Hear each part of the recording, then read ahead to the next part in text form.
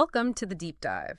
If you're a student at Regent Business School, and especially if that entrepreneur's boot camp is something you're considering, you're probably, well, thinking hard right now about how to actually land on a business idea with real impact. Absolutely. So in this deep dive, that's exactly what we're going to tackle. We're exploring different ways you can, generate those initial, really crucial concepts. Think of this as your express lane to being well-informed without getting sort of bogged down in endless details. And a special hello to you, our listener, Mhm. particularly those of you studying at Regent Business School. This is the first of 12 deep dives we've got planned. Mhm. Consider us your guides as we navigate some, well, really crucial business terrain. Today, we're tackling a foundational question for anyone thinking about how to even start the process of building a business, almost like figuring out your main ingredients before you start cooking up a lekker storm in the entrepreneurial kitchen. Yeah, exactly. We're specifically looking at the different ways business ideas come into being, which we think will be particularly insightful if you're considering something like, say, the Entrepreneur's Boot Camp.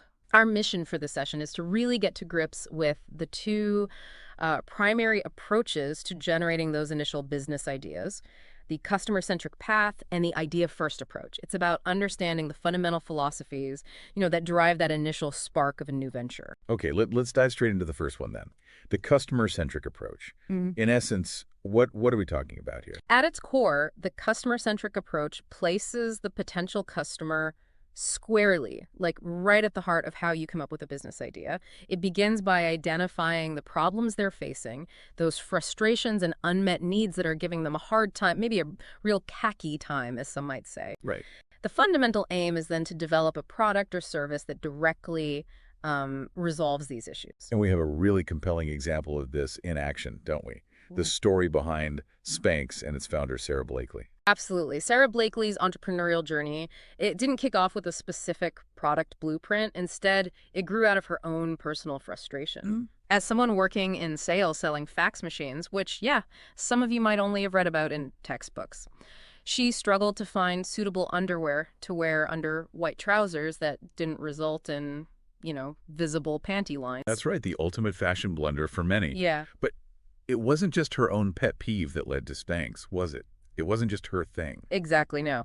Blakely didn't just assume her problem was universal. She was proactive. She did her research. She engaged in countless conversations with other women, really drilling down into their frustrations with existing shapewear, Yeah. issues like discomfort, a lack of versatility in what they could wear it with, and of course, those telltale lines. She truly immersed herself in understanding their clothing-related challenges. So Spanx wasn't a sudden aha moment plucked from thin air then? Not at all, no. Ah. Spanx was a direct response to a clearly identified widespread problem. By maintaining a laser focus on the everyday struggles of potential customers, Blakely built a multi-billion-dollar business that, well, essentially revolutionized the undergarment industry. The customer-centric approach isn't just about hearing what customers say they want. It's often about uncovering latent needs they might not even be consciously aware of, as Sarah Blakely did with the, discomfort and visibility of traditional shapewear.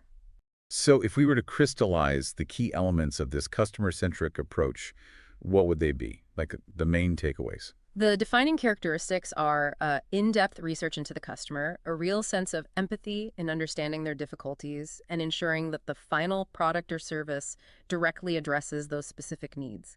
Right. It involves understanding their day-to-day experiences, actively seeking their feedback, and even like observing their behaviors to spot recurring pain points. And the primary objective, as we've discussed, is to provide solutions to genuine existing problems rather than trying to sort of push a product or service that doesn't fulfill a real demand. Exactly. So in what scenarios does this customer-centric approach tend to be most effective? When does it really shine? It generally proves most successful in established markets where there's already a well-defined customer base and a good understanding of their needs.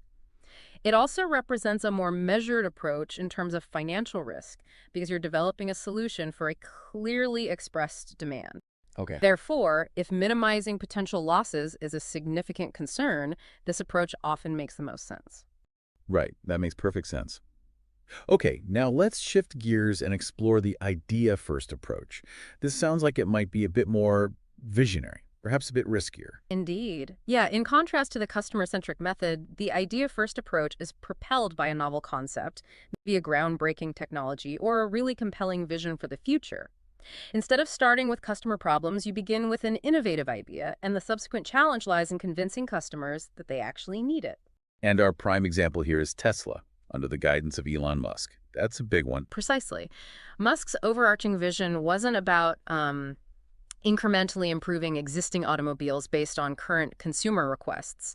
His ambition was far more transformative, to fundamentally reimagine personal transportation through the widespread adoption of electric vehicles. Right. He wasn't surveying people about their ideal electric car because, well, at the time, many held quite negative perceptions about the whole concept. Yes, I recall those early views.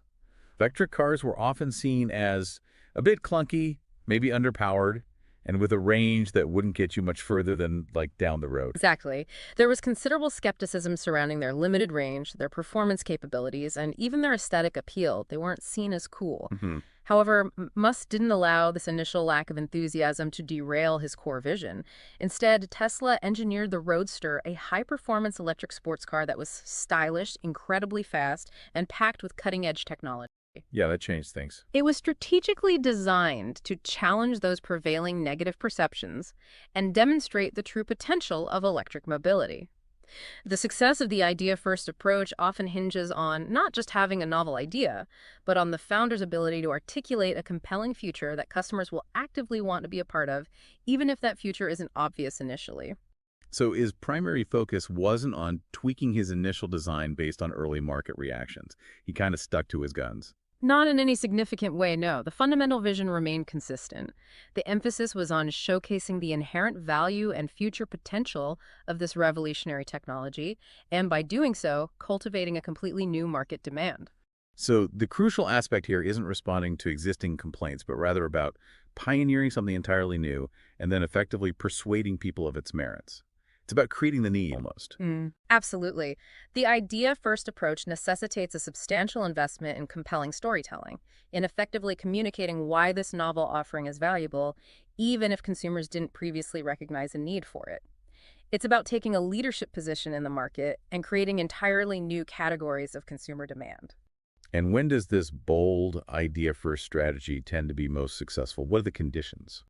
It typically thrives when you're introducing truly revolutionary technologies or aiming to establish entirely new markets. It's often fueled by significant breakthroughs, whether technological or even conceptual in nature. Good. However, it generally requires considerable financial backing, as you're not only developing a product, but also educating the market and convincing them of its worth.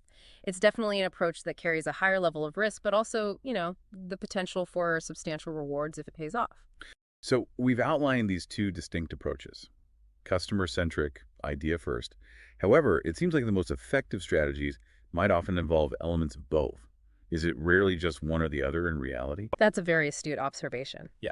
Many of the most successful businesses actually adopt a kind of hybrid approach. They might originate with a really innovative idea, but then maintain a very close connection with customer feedback as they develop and refine their products or services. You mentioned Apple under Steve Jobs earlier. They were renowned for creating products that consumers didn't initially know they wanted. Yet they also demonstrated a deep understanding of user experience, correct? They cared how it felt to use. Exactly. They frequently led with a strong, often groundbreaking vision, but were also intensely focused on how users would interact with their products on a practical level. Right. So while they were pioneers in creating new product categories, they also paid meticulous attention to making the user experience intuitive and, well, enjoyable. So it's a bit of a balancing act then. The customer-centric approach minimizes the risk of creating something that nobody needs, but maybe it limits the scope for truly radical innovation. Conversely, the idea-first approach allows for that transformative potential, but carries a greater risk if the market doesn't embrace it. Precisely. And ultimately, the most successful entrepreneurs are often those who can effectively navigate between these two approaches, understanding when it's crucial to listen intently to the market and when it's time to push forward with a compelling and perhaps unconventional vision. Okay, so bringing this back to our listeners at Regent Business School, especially those who might be considering the Entrepreneur's Boot Camp, What are some key practical insights to take away from this discussion? What should they really focus on? Well, irrespective of whether you're naturally inclined towards a customer-centric or an idea-first approach, gaining a deep and thorough understanding of the market you intend to operate in is absolutely fundamental. There are no shortcuts there. You really need to know the playing field. Agreed. Yeah. And it can't be a case of rigidly sticking to your initial concept, can it? You have to be flexible. Definitely not. A willingness and ability to adapt your ideas based on the feedback and insights you gather from the market is absolutely crucial for long-term success. You have to listen. Furthermore, a commitment to continuous learning, staying informed about industry trends, and understanding how things are evolving is, well, it's non-negotiable in the dynamic world of business. And ultimately, it all boils down to providing something of real value, doesn't it? That's the Yes. core. Absolutely. Whether you're addressing a specific customer pain point or introducing a groundbreaking and transformative concept, your business must ultimately deliver genuine value to your customers. That's the bedrock of any sustainable enterprise. No value, no business. So it sounds like for any aspiring entrepreneur, particularly those at Regent Business School, embarking on their journey, being adaptable, maintaining a sense of curiosity, and really focusing on tackling real-world challenges and generating value are maybe more important than strictly adhering to one specific method of generating ideas. Couldn't agree more. Yeah. It's about cultivating that core entrepreneurial mindset, the ability to identify opportunities, whether they emerge from clearly articulated needs or from a bold and innovative vision for the future. Okay, so just to quickly recap then, we've explored two primary pathways for how business ideas are born. The customer-centric approach, which centers on addressing customer problems, Finding those pain points. and the idea-first approach, which drives innovation through novel concepts and technologies, the big vision stuff. And we've highlighted that often the most impactful and enduring ventures manage to find a way to effectively integrate these two perspectives.